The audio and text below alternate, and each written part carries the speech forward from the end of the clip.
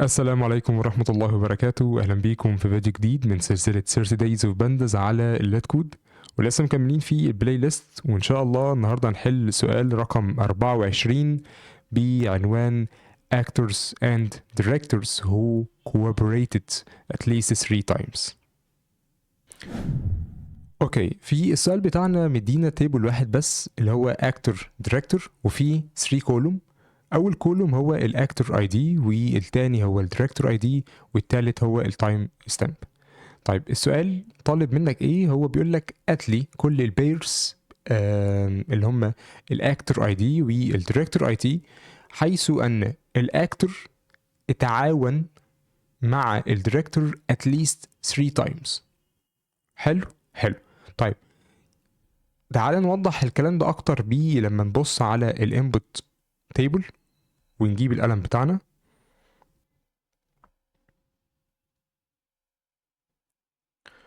اوكي، لو بصينا هنا هنلاقي الاكتور اي دي والدايركتور اي دي. لما كان واحد واحد اتكرر كام مرة؟ اتكرر 3 مرات. اوكي طيب، ولو مثلا بصينا على التاني هتلاقي ان 1 و2 ده اتكرر مرتين بس. ولو بصينا مثلا على آخر 2 هتلاقي 2 و1. فده كده اتكرر.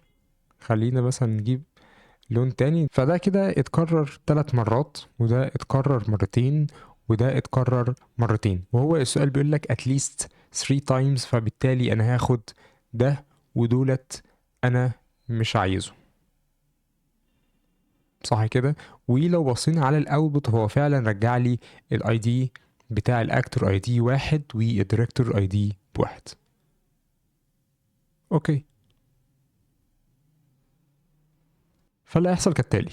اول حاجه ان احنا عايزين نعمل جروب باي على التو كولوم دولت اللي هو الاكتور اي دي والديريكتور اي دي، ونجيب الاجريجيشن فانكشن اللي هو الكاونت ونعد ونفلتر. والله لو هو اكبر من او يساوي ال3 فقات لي ده، والباقي شكرا انا مش عايزه.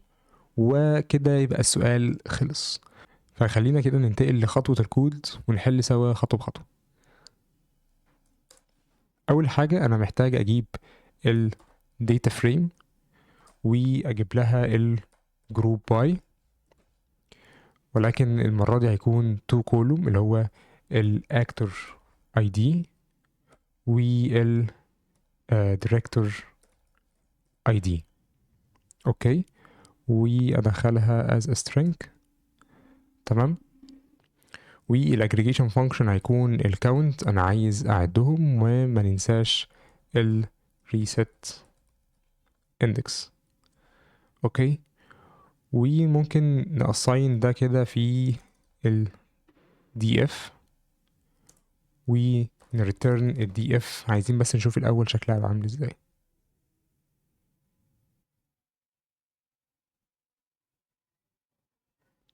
اوكي، فلو بصينا كده نلاقي فعلا ان هو عمل جروب باي زي ما احنا قلنا على الاكتور اي دي والديريكتور اي دي، وبدأ يعمل كاونت على التايم ستامب، وقال لك ان الاكتور اي دي ب1 والديريكتور اي دي ب1 هو اتكرر 3 مرات، وده مرتين، وده مرتين.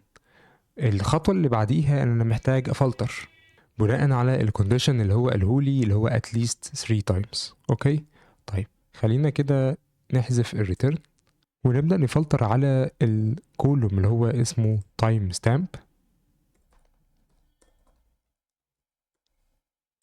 اوكي، ولو هو اكبر من او يساوي ال3 فقتلي ده، انا عايز ده. اوكي، وخلينا كده نريتيرن اللي احنا عملناه كده ونشوف هيطلع لنا ايه.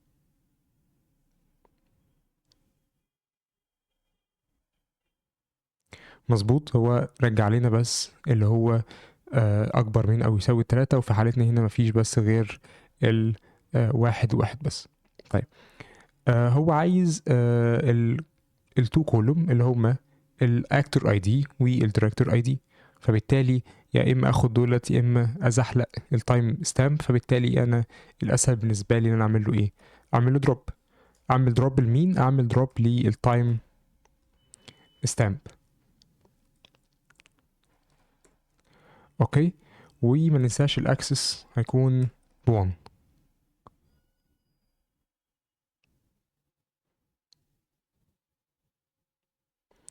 مظبوط accepted.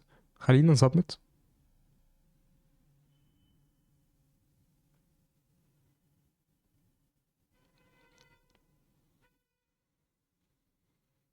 accepted وبس كده. قبل ما نقفل الفيديو بقى، عايز منكم تكتبوا لي في الكومنتس تحت، هل فعلا الأسئلة بدأت تكون لذيذة وخفيفة ولا استل في صعوبات؟ خصوصا احنا قطعنا شوط كبير قوي من البلاي ليست، احنا خلاص بقينا في البروبلم ال 24. انا من وجهة نظري خلاص الأسئلة بدأت تكون اسهل عن الاول، مبقيناش ناخد فيها وقت زي الاول خالص. طبعا ده كله بسبب ان احنا اتعرضنا للوجيكس كتير وافكار اكتر واكتر. فبالتالي السؤال لما بيجي مهما كانت فكرته ايه هي، خلاص احنا اتعرضنا للوجيكس كتير، فبالتالي مش هياخد معنا وقت اطول زي الاول. وعلشان ما اطولش عليكم اكتر من كده، دي كان نهاية الفيديو. اشوفكم في الفيديو اللي جاي. كان معاكم محمد عبد الغني، والسلام عليكم.